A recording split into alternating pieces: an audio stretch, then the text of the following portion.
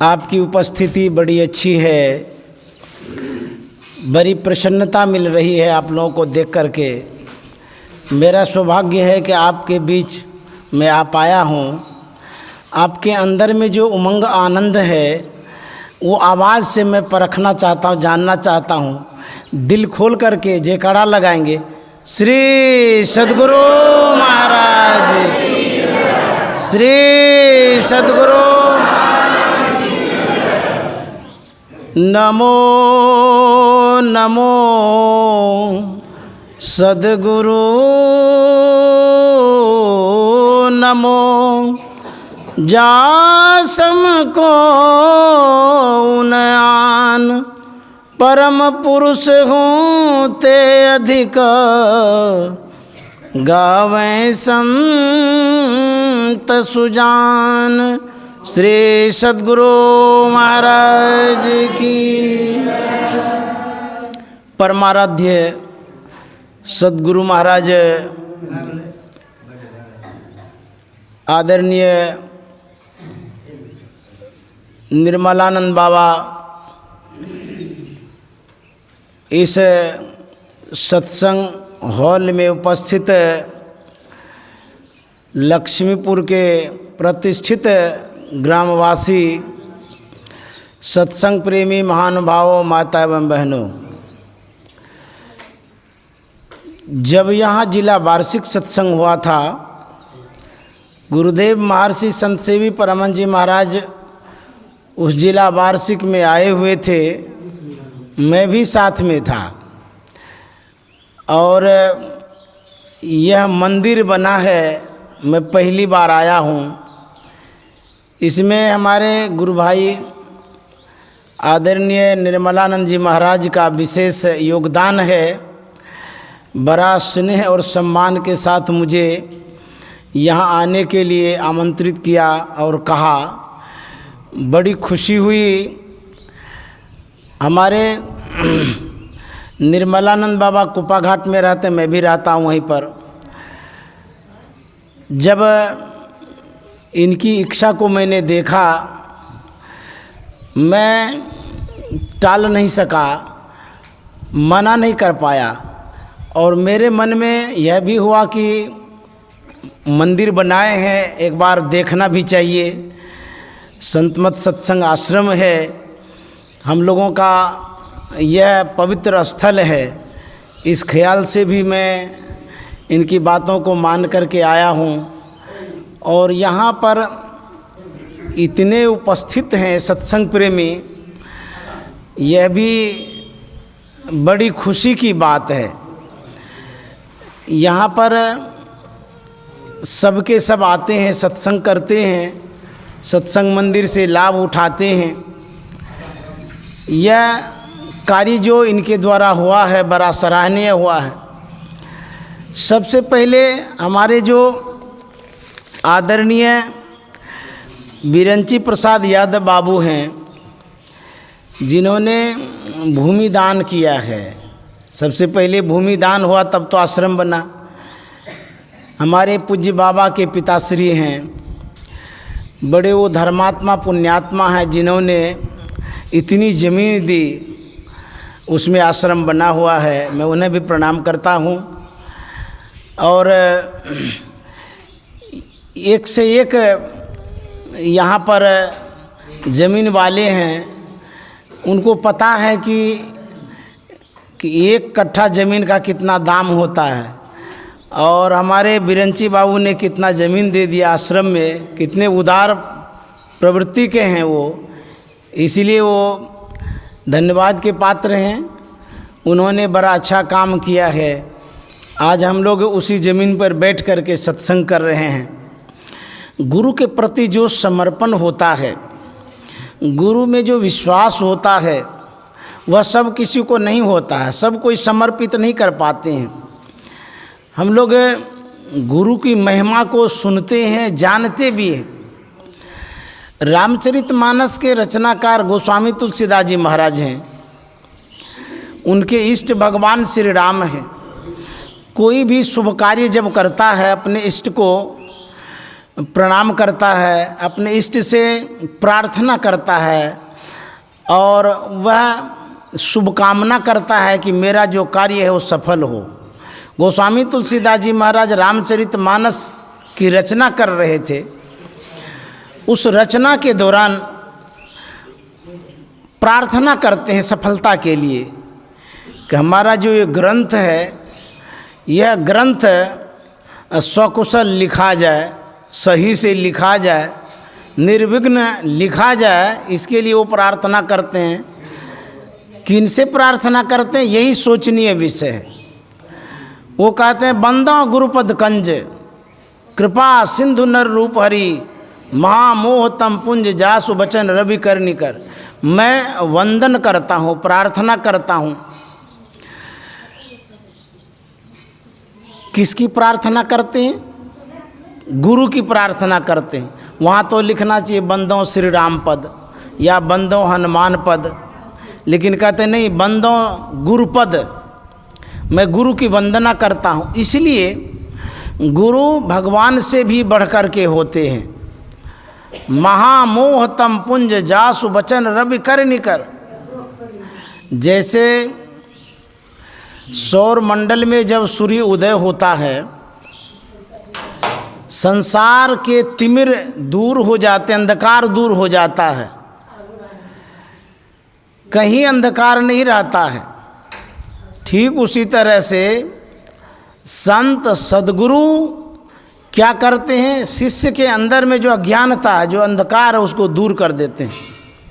इसीलिए गुरु की वंदना करते हैं, गुरु से प्रार्थना करते हैं। तो गुरु जो होते हैं वो सबसे बढ़कर के होते हैं।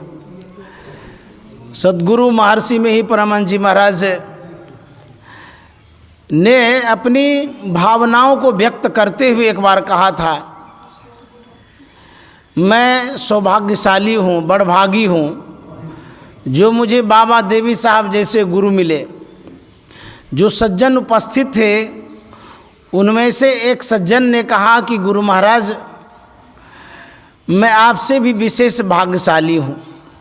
पूछा गया कि सो कैसे? सज्जन ने कहा कि गुरु महाराज, आपको बाबा देवी साहब जैसे गुरु को खोजने में बहुत दिक्कत हुई, कठिनाइयाँ हुई, बरसों लगा, तब आप अपने को सौभाग्यशाली कहते हैं। मैं आपसे भी विशेष सौभाग्यशाली इसलिए हूँ कि आपके जैसे गुरु को खोजने में कोई परिश्रम नहीं करना पड़ा, इसलिए हम लोग सौभाग्यशाली हैं। तो गुरु महाराज जैसे जो गुरु हम लोगों को सहजतापूर्वक, सरलतापूर्वक मिल गए। हम लोग धरारा के करीब में हैं। गुरु महाराज वहाँ रहा करते थे।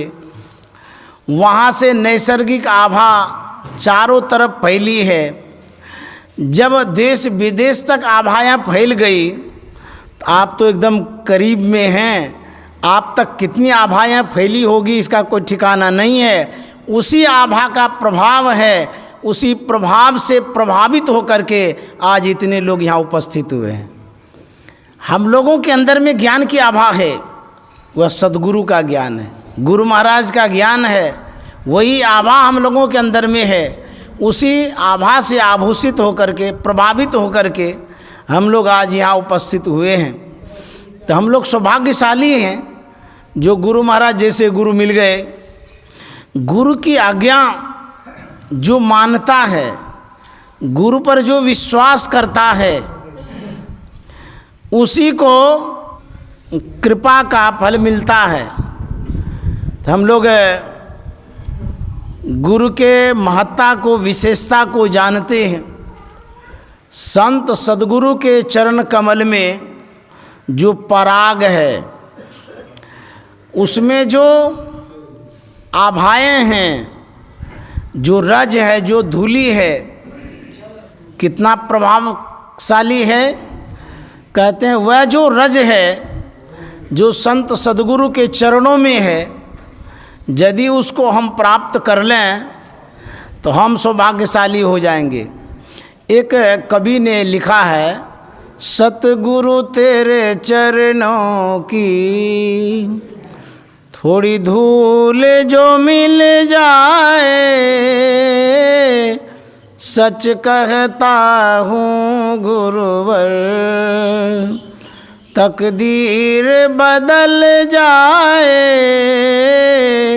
सतगुरु तेरे चरणों की। कहते हे गुरुदेव, यदि आपके चरणों की धूल मिल जाए तो मेरी तकदीर बदल जाएगी। वह धूल किस रूप में है, इस बात की विशेष व्याख्या गुरु महाराज ने की है। रामचरितमानस सारसटिक जब हम पढ़ते हैं, उसमें गुरु महाराज ने कहा है धूल 3 तरह की होती है। एक मिट्टी रूप धूल, एक आभा रूप धूल, एक ब्रह्म ज्योति रूप धूल। जब हमारे घर पर साधु महात्मा पहुँचते हैं, उनके चरणों में प्रणाम निवेदित करते हैं। कुछ लोग अपने आँख को चरण में लगाते हैं, कहते हैं चरणों में लगाएंगे तो दिव्य दृष्टि हो जाएगी। कहीं नुकीला हो, नोक बड़ा बड़ा हो नख, आप आँख रगड़ेंगे कहीं दिव्य दृष्टि तो होगी नहीं, आँखें फूट जाएगी। तो धूल की जो आकांक्षा है, जो इच्छा है, यदि आप चाहते हैं उसको समझना पड़ेगा। बहुत लोग चरण धो कर के पीते भी हैं, घर में छींटते भी हैं। तो गुरु महाराज ने कहा है धूल को समझना बहुत ज़रूरी है, नहीं तो भूल हो जाएगी। पैर में जो लगी हुई धूल है वह स्थूल धूल है, सड़क पर पड़ी हुई जो धूल है वह स्थूल धूल है। हम लोग टीका लगाते हैं वो भी स्थूल धूल ही है, चंदन लगाते हैं वो भी स्थूल धूल है, विभूति लगाते हैं शरीर में, भस्म रमाते हैं शरीर में, सब स्थूल धूल है। गुरु महाराज कहते हैं यदि आप तकदीर बदलना चाहते हैं, भाग्य बदलना चाहते हैं, आपको नैसर्गिक आभा रूप धूल लगानी होगी। वो कहाँ मिलेगी? वो आभाएं मिलेगी कहाँ, कैसे मिलेगी? जब हम लोग ध्यान करते हैं, मानस पटल पर अपने इष्ट को बुलाते हैं, वहाँ पर जब दृष्टि को स्थिर करते हैं, संत सद्गुरु के अंदर में जो आभाएं हैं, सूक्ष्म आभा, उस आभा से हम आभूषित होते हैं, प्रभावित होते हैं। गुरु का जो रूप है बहुत रूप है। एक स्थूल रूप है जो आँख से हम लोग देखते हैं, दूसरा सूक्ष्म रूप है जो ध्यान के द्वारा प्राप्त करते हैं। तो जब हम ध्यान करते हैं गुरु महाराज के सूक्ष्म रूप को पाते हैं। गुरु महाराज ने लिखा है पद नख बिंदु धरी, मन दृष्टि थिर करी, नख तेंदु भानुमय गुरु रूप पावे। ये गुरु का रूप है। नख तेंदु का मतलब होता है नखत जोर इंदु। सूर्य और चंद्र के रूप में गुरु का दर्शन होता है अंदर में। और जो बिंदु है वही बिंदु नख है, जिसमें दोनों दृष्टिधारों को मिलाना है। स्थूल चरण में स्थूल नख होता है, तो संत सद्गुरु का जो सूक्ष्म चरण है वो बिंदु है, और वही बिंदु नख भी है। उसी बिंदु का जब हम ध्यान करेंगे, अर्थात नख में हम अपनी दृष्टि को मिलाएंगे, उस नख में जो शक्ति है, तेजो बिंदु परम ध्यानम विश्वात्म हृदय संस्थितम, वो तेजस स्वरूप है, प्रकाश स्वरूप है, तीक्ष्णता है उसमें। उस बिंदु में जब दृष्टि को टिकाते हैं, मन को टिकाते हैं, तो कहते हैं उस टिकाने से अंतर में प्रकाश होता है, हमारे अंदर का अंधकार दूर हो जाता है, तब हम सौभाग्यशाली होते हैं। इस तरह से चरण नख में जो हम ध्यान करते हैं, वहाँ से सूक्ष्म चीज को पाते हैं। ये राज है, ये रहस्य है जो गुरु महाराज ने प्रकाशित किया, उद्घाटित किया है। इसलिए इसकी आवश्यकता है, जानने की आवश्यकता है। हम लोग गुरु महाराज के ऊपर जो शोध करते हैं, जो जानना चाहते हैं, उन्होंने क्या किया। गुरु से ज्ञान लेकर के साधना में लगाए, उस तत्व को प्राप्त किए जो तत्व सूक्ष्म था, अव्यक्त था, सर्वसाधारण से दूर था, उसको गुरु महाराज ने अंतर ध्यान के द्वारा प्राप्त किया। तो यह गुरु का ज्ञान है। इस ज्ञान को हम लोग प्राप्त करके धन्य हो जाएंगे, निहाल हो जाएंगे। इसी का पाठ हम लोग सुन रहे थे। गुरु की महिमा अनंत है, उसको हम अपने मुख से नहीं गा सकते, उनकी इतनी महिमा है। हम गुरु महाराज के विषय में जानते हैं, सुनते हैं। गुरु महाराज कितने महान हैं, उनको गुरु के प्रति कितना विश्वास था, समर्पण था, उनके जीवन चरित्र के पढ़ने से पता चलता है। जब गुरु महाराज दरिया पंथ से दीक्षित थे, वहाँ पर साधन भजन करते थे। गुरु महाराज को मानस जप, मानस ध्यान, त्राटक की क्रिया मिली थी। दरिया पंथ में जो शब्द साधना की बात है उसका पाठ किया जाता था। गुरु महाराज सुनते थे तो जिज्ञासा भी करते थे। ईश्वर प्राप्ति का जो साधन है, जो क्रिया है, मानस जप, मानस ध्यान, त्राटक ही है कि और भी है? तो वो लोग अनभिज्ञ थे, जानते नहीं थे, लेकिन पाठ जरूर करते थे। बिगड़ जाते थे, डांट देते थे कि और जान करके क्या करेंगे, जो बताया गया है वही करिए। लेकिन गुरु महाराज के अंदर में जानने की उत्सुकता थी, इच्छा थी, जानना चाह रहे थे। ईश्वर प्राप्ति का जो माध्यम है, जो मार्ग है, और भी है कि यही है। कहते जिन ढूंढा तिन पाइयाँ, गहरे पानी पैठ। जो खोजते हैं उसको मिलता है, जो खोजते नहीं है उसको कुछ नहीं मिलता है। जब चलेंगे तब आगे बढ़ेंगे, चलेंगे नहीं तो आगे कैसे बढ़ेंगे? गुरु महाराज खोज रहे थे। खोजते खोजते गुरु महाराज को पता चला धीरजलाल गुप्त के विषय में। धीरजलाल गुप्त के पास गए। वहाँ पर गुरु महाराज ने अपने मन की व्यथा को व्यक्त किया, प्रकट किया, बताया। तब उन्होंने कहा कि मुझे दिन में समय नहीं मिलता है, मैं रात में आपसे बात कर सकता हूँ। तो गुरु महाराज ने कहा मैं भी अपने गुरु की सेवा में रहता हूँ और देर से समय मिलता है, तो उसके बाद मैं आऊँगा। बोले आप कभी भी आ जाइए। देखिए गुरु महाराज का जीवन कैसा है। गुरु की सेवा 10-11 बजे तक करते होंगे लगभग। उसके बाद धीरजलाल गुप्त के पास जाते होंगे। जब भी गुरु महाराज धीरजलाल गुप्त के पास जाते थे, उनको जगह पाते थे, कुछ न कुछ करते हुए पाते थे, जबकि गृहस्थ थे धीरजलाल गुप्त। उसके बाद संत मत पर बातें होती थी। 3 बजे भोर तक बात होती ही रहती थी। एक दिन की बात रहे तो मान भी सकते हैं, 2 दिन भी चल सकता है। यह जो बात करने की क्रमबद्धता है, जानते हैं 3 महीनों तक लगातार चलते ही रहा। आप लोगों के घर परिवार में शादी विवाह होता है, 1-2 रात जब जगते हैं ना, तीसरे दिन तो खाट पकड़ लेते हैं, कहते बाप रे बाप अब हम नहीं जग सकेंगे। और गुरु महाराज की अद्भुत शक्ति को देखिए, क्षमता को देखिए। और धीरजलाल गुप्त कितने अच्छे साधक थे, उनके अंदर में कितनी क्षमता थी कि 3 महीनों तक संत मत पर बात करते रहे, सोए ही नहीं, रात में बात करते थे और सवेरे दोनों के दोनों धीरजलाल गुप्त अपने गृहस्थी कार्य में संलग्न हो जाते थे और गुरु महाराज अपने गुरु की सेवा में संलग्न हो जाते थे। न दिन में सोते थे न रात में सोते थे, दिन रात 3 महीनों तक संत मत की बातों पर चर्चा करते रहे।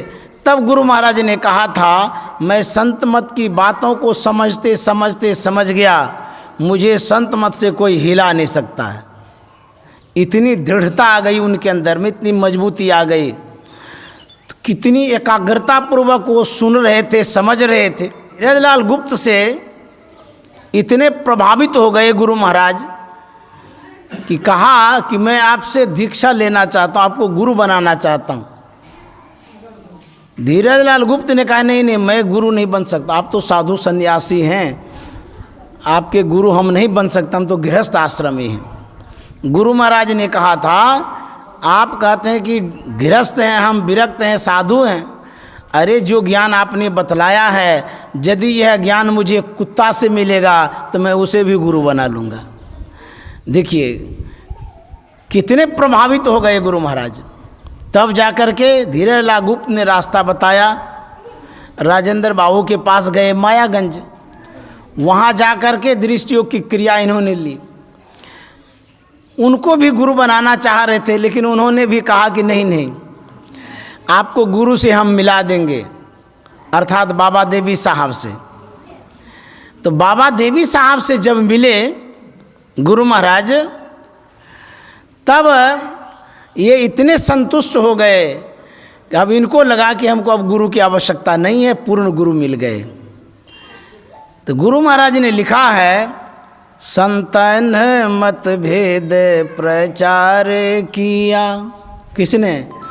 गुरु साहब बाबा देवी ने संतन मतभेद प्रचार किया। कोई भी व्यक्ति काम करता है तो श्रेय अपने पर लेता है, लेकिन गुरु महाराज कहते हैं कि नहीं नहीं, जो भी प्रचार प्रसार का काम किया है बाबा देवी साहब ने किया है, इनकी ही कृपा है जो संत मत का प्रचार प्रसार हुआ है। क्योंकि मेरी तो यह स्थिति थी। क्या स्थिति थी? थे अंध बने फिरते बाहिर, अंतर पथ भेद न थे जाहिर। ये बात सत्य है। गुरु महाराज अंतर पथ के विषय में ढूंढ रहे थे, खोज रहे थे, कहाँ मिल रहा था? मिला ही नहीं कहीं पर। बहुत ढूंढे, बहुत खोजे, लेकिन अंतर के विषय में विशेष रूप से किसी ने नहीं बताया।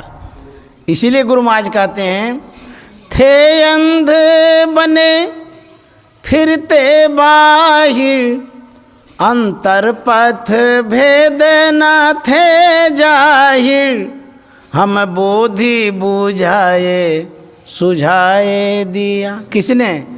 गुरु साहब बाबा देवी ने संतन मतभेद प्रचार किया। देखिए गुरु महाराज कहते हैं, बाबा देवी साहब ने हमें बोध दिया। बोध का मतलब होता है, पर्यायवाची शब्द में ढूंढेंगे उसका मतलब तो दीक्षा, ज्ञान, शिक्षा, समझदारी, विद्या, इसको बोध कहते हैं।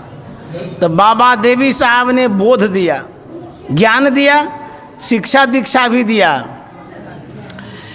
स्कूल में जब पढ़ते हैं, पढ़ने के बाद आपको जब बात समझ में नहीं आती है तो टीचर से, शिक्षक से बोलते हैं कि मुझे बता दीजिए और ढंग से, जबकि बतला दिया गया है। नहीं समझते हैं तब जा कर के पूछते हैं तो फिर उसी बात को दोहराते हैं। इसको कहते हैं बुझाना। हम नहीं समझ पाए हैं तो इसको बुझाना कहते हैं। तो बाबा देवी साहब कैसे बुझाते थे? बाबा देवी साहब का जो सत्संग होता था बड़ा ही अद्भुत ढंग से होता था। जब संतवाणी वो कहते थे तो लोगों से पूछा भी करते थे, आपने समझा? नहीं समझते थे तो उसको समझाते थे। गुरु महाराज जब सानिध्य में गए तो इनसे भी पूछा करते थे कि आपने समझा? कहते थे नहीं समझे तो समझाते थे, डांटते भी थे। बाबा देवी साहब बिगड़ भी जाते थे। एक बार बाबा देवी साहब जब बिगड़ गए तो सत्संगियों ने बाबा साहब से कहा था कि साहब ये तो बिहार से आए हैं, अकेले हैं, इनको इतना डांटते हैं, डपटते हैं, इनके मन में दुख हो जाएगा तो ठीक नहीं होगा। बाबा साहब ने कहा मैं डांटता डपटता नहीं हूँ, मैं ये चाहता हूँ कि जल्दी से जल्दी सीख ले। तो बुझाते भी थे, सुझाते भी थे। इसीलिए गुरु महाराज ने कहा हमें बोध बुझाए सुझाए दिया। सुझाने का मतलब दिखा देना। जैसे आपको किसी ने कहा घर में फलाने जगह सामान है ले लीजिएगा, आपको बता दिया गया, आपको समझ में नहीं आया तो आप पूछते हैं कि घर में कहाँ पर है, आप बता रहे हैं तो कहाँ पर होगा, तो बोलेगा अलमीरा के पीछे में सामान है। तो बोले नहीं नहीं हमको दिखा दीजिए, तब जा कर के दिखा देते हैं कि देखिए यहाँ पर सामान है, इसको कहते दिखाना। तो गुरु महाराज को बाबा देवी साहब ने ज्ञान दिया, दीक्षा भी दिया, उसके बाद संत मत के विषय में समझाया भी, सिखाया भी। उसके बाद गुरु महाराज को बाबा देवी साहब ने अंतर में भी दिखा दिया कि देखो ध्यान करने से ये चीज़ मिलता है। तो एक बार बाबा देवी साहब ने पूछा था कि लाला तुम जो ध्यान करते हो क्या हूबहू दर्शन कर पाते हो? गुरु महाराज ने कहा था कि नहीं, धुंधला सा दिखाई देता है। तो बाबा साहब ने कहा था मैं जब ध्यान करता हूँ प्रत्यक्ष देखता हूँ उनको, बाबा देवी साहब ने कहा था। तो इस तरह से गुरु महाराज को सुझाया भी है कि तुम ध्यान करो, ध्यान करो तो ये सब मिलेगा। बाबा साहब ने क्या कहा, बंद कराए पलक पट को, कहे बाहर में तुम मत भटको। बताए हैं कि आँख बंद करो, पलक को बंद करो और बाहर में मत भटको। सीधे सन्मुख सुख मन बिंदु को, गहवाया बाबा देवी ने संतन मतभेद प्रचार किया। बाबा देवी साहब कहता आँख बंद करो, पलक को बंद करो और सामने में आज्ञा चक्र में सुखमना में दृष्टि को एकाग्र करो, देखो वहाँ पर। उसके बाद गुरु महाराज कहते हैं हमको बाबा देवी साहब ने बिंदु को पकड़वाया है, गहवाया बाबा देवी ने। गहवाना ना पकड़वाना, जैसे किसी बच्चे को हाथ पकड़वा देते हैं, उसी तरह से यदि गुरु महाराज को अंतर में ज्ञान हुआ है तो बाबा देवी साहब के कृपा से हुआ है और उन्होंने पकड़वाया है। देखिए कितनी कृपा गुरु की होती है। हम लोग गुरु को मनुष्य रूप में मानते हैं, कहते गुरु को मानुष जानते ते नर कहिए अंध। वह नर अंध है जो गुरु को मनुष्य रूप में जानता है। गुरु ज्ञान सूर्य रूप, उनकी ज्योति अनूप, उर के नासे तमकूप बजो साध गुरु है। गुरु कैसे होते? ज्ञान स्वरूप होते, प्रकाश स्वरूप होते हैं। ये स्थूल शरीर जो है उसमें अवतरित वो होते हैं, धारण करते हैं शरीर को, लेकिन उस अंदर में जो ज्ञान है उसका विशेष महत्व है। एक साधारण सा डिब्बा है, उस डिब्बे में हीरा है। अब आप कहिएगा डिब्बा तो साधारण है, इसका मतलब है आपके डिब्बे में जो हीरा है उसको आप जानते ही नहीं है। उसी तरह से शरीर के अंदर में जो गुरु का ज्ञान है उसको पहचान नहीं पाते, इसीलिए मनुष्य रूप में मानते हैं। जागृत जिंदा सदगुरु जग में सब जिनको कर जोर आ रे। गुरु जगे भी रहते हैं और जिंदा भी रहते, गुरु मरते भी नहीं है। गुरु महाराज ने लिखा है अंतर के अंतिम तह में गुरु हैं, मन पता पाता नहीं, नैनों के तिल में ज्योति उनकी नजर में आता नहीं, अंतर के अंतिम तह में गुरु। ये कौन से गुरु हैं? कहते परमात्म गुरु निकट विराजे, जाग जाग मन मेरे। यह जो अंतर के अंतिम तह में गुरु होते हैं, ये परमात्मा स्वरूप गुरु होते हैं। और गुरु जो होते हैं वो परमात्मा को प्राप्त किए हुए होते हैं, इसीलिए गुरु जगे और जिंदा होते हैं इस रूप में। तो हमारे गुरु महाराज अभी भी हैं, ज्ञान के रूप में हैं, आभा के रूप में हैं, ज्योति के रूप में हैं, परमात्मा के रूप में है, वो हमारे बीच में है। हम लोग उनसे अब अभी भी उपकृत हैं, उनका उपकार है। इसीलिए कहते हैं गुरु को सिर पर राखिए, अर्थात माथे पर रखिए। गुरु की जो आज्ञा है उस आज्ञा के अनुसार चलिए, तब आपका कल्याण होगा। गुरु महाराज अपने गुरु पर इतने समर्पित थे कि एक बार जब संत मत में नहीं आए थे, दरिया पंथ में थे, उसी समय की बात है, जीवन चरित में है। बाबा देवी साहब के शिष्य से भेंट हो गई गुरु महाराज की। तो जो शिष्य थे वो चाहते थे कि गुरु महाराज को कि संत मत का ज्ञान बताऊं, समझाऊं, ताकि ये भी हमारे अनुयायी बन जाएं। तो बाबा देवी साहब के शिष्य बातचीत करने लगे गुरु महाराज से। तो गुरु महाराज के मन में ये होता था कि ये जो लोग हैं ये गुरु को नहीं मानते, देवी देवता को नहीं मानते हैं, इसीलिए संत मत के विषय में जो कहा गया गुरु महाराज को पसंद नहीं आया, उस समय समझ में भी बात नहीं आई। जब गुरु महाराज नहीं समझ पाए तो बाबा देवी साहब के शिष्य ने थोड़ी कड़वी वचन कह दिए, उखड़ी बातें बोल दिए गुरु के विषय में कि आप जिस गुरु से जुड़े हैं उससे आपको कुछ भी नहीं प्राप्त होगा। इतनी सी बातें जो सुने गुरु महाराज बहुत बिगड़ गए, खबरदार जो गुरु का आपने अपमान किया तो। जबकि संत मत से जुड़े हुए नहीं थे, उस समय दरिया पंथ में थे, फिर भी गुरु के प्रति कितना लगाव था गुरु महाराज का, कितना झुकाव था कि गुरु का शिकायत नहीं सुन सके। कह दिए खबरदार जो गुरु के विषय में आपने कुछ कहा तो ये गुरु महाराज को जब हम पढ़ेंगे, गुरु महाराज को जब हम जानेंगे, तब पता चलेगा गुरु महाराज का जीवन कैसा था।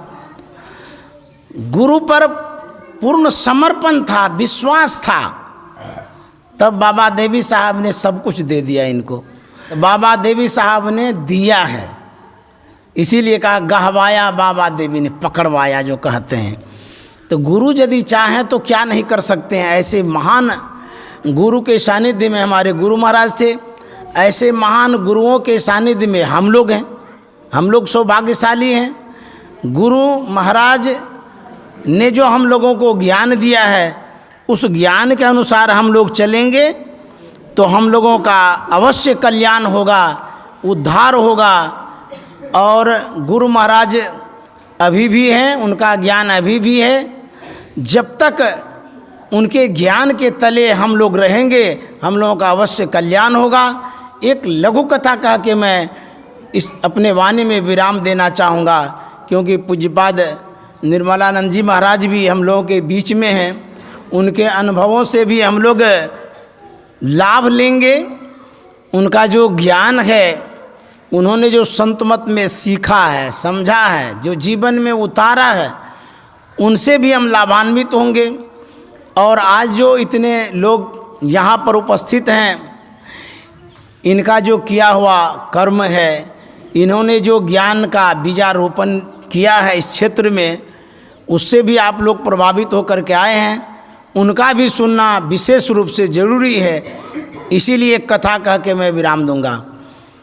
एक महात्मा थे, अपने शिष्यों के साथ नदी पार कर रहे थे। नदी में तेज धाराएं थी। महात्मा आगे आगे जा रहे थे, शिष्य पीछे थे। महात्मा का पैर लड़खड़ाने लगा। महात्मा ने शिष्यों से कहा कि मेरी बाँह को पकड़ो, नहीं तो मैं इस धाराओं में बह जाऊंगा। शिष्य सुन तो लिया लेकिन पकड़ा नहीं। आगे आगे जा रहे थे। फिर महात्मा ने कहा कि मेरी बाँह को पकड़ो, नहीं तो मैं इस धारा में बह जाऊंगा। फिर भी शिष्य सुन लिए, पकड़े नहीं और आगे बढ़े। गुरुजी को गुस्सा आ गया कि मैं बार बार कहता हूँ बाँह को पकड़ने के लिए, पकड़ता ही नहीं है और खाली सुन लेता है। तीसरी बार कहा गुस्सा से, अरे पकड़ता काहे नहीं है, मैं धाराओं में बह जाऊंगा तो तुम चुपचाप खाली रहता है, पकड़ो। फिर भी नहीं पकड़े। गुरुजी को इतना गुस्सा आया, चेलवा का बाँह पकड़ा और गुस्सा में घींचते घींचते सूखे ज़मीन में जाके पटक दिया और बोला बेवकूफ़ कहीं का, मैं बार बार कहता था बाँह पकड़ो, पकड़ता नहीं था, चुपचाप रहता, बात क्या है बताओ। शिष्य ने कहा कि गुरुदेव मेरी बाँह में कहाँ शक्ति जो मैं आपकी बाँह को पकड़ करके पार करता, ये तो छोटी मोटी नदियाँ हैं, आप तो भवसागर से पार करते हैं। आप जब दुनिया के लोगों को भवसागर से पार करते हैं तो ये छोटी मोटी नदियों में कैसे डूबेंगे। मुझे आप पर भरोसा था, ना आप डूबेंगे ना मुझे डूबने देंगे, इसीलिए मैंने आपकी बाँह को नहीं पकड़ा। तो सद्गुरु पर विश्वास रखना चाहिए, वो हमको भवसागर से पार करेंगे। बिनु विश्वास भगति नहीं, ते बिनु द्रवहीन राम, राम कृपा बिनु जीव स्वप्नों लय विश्राम। यदि विश्वास घट जाता है तब कितनी क्षति होती है, कितना हानि होगा पता है। जैसे गरम दूध में यदि एक बूंद नींबू डाल दीजिएगा तो फाड़ देता है, दूधे फट जाता है। ठीक उसी तरह से संत सद्गुरु में यदि अविश्वास हो गया, संशय हो गया, भ्रम हो गया, तो फिर भवसागर से पार होना बड़ा मुश्किल है।